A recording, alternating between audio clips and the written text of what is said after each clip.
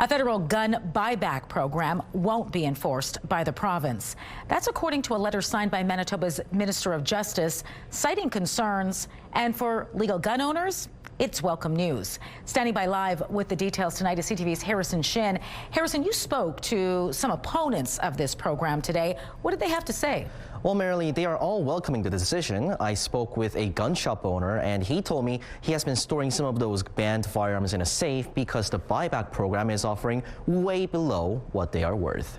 Recon, pump action, spring loaded.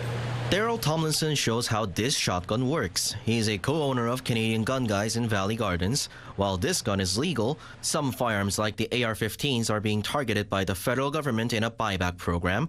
Tomlinson says they aren't paying enough. If you had an expensive vehicle and the government banned it and wanted to give you a tenth of its value, is that a buyback or a theft?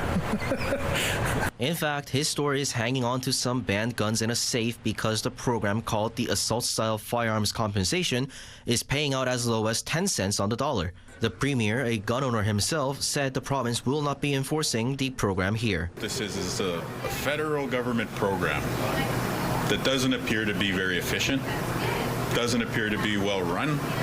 And so for us looking at that, why would we want to take on that whole headache? A letter sent by Manitoba Justice Minister Matt Wiebe dated Wednesday outlined the province's concerns with the program, cost and administrative burden, saying in part the resources would be better directed towards frontline policing, saying the firearms ownership is a federal issue and Manitoba won't administer the federal government's program. Chris Benson from the Manitoba Wildlife Federation also welcomes the decision, saying the program would have affected up to 1,500 of its members. The Manitoba Wildlife Federation would much rather see that funding directed to those entry points to prevent those illegally smuggled firearms from entering Canada. Back at the range attached to his store, Tomlinson is happy Canoe and the province will not be involved. My initial response is a happy one, for sure.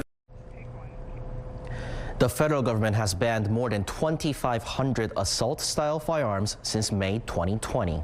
Harrison, wasn't there a pilot period over in Nova Scotia to try out this buyback program?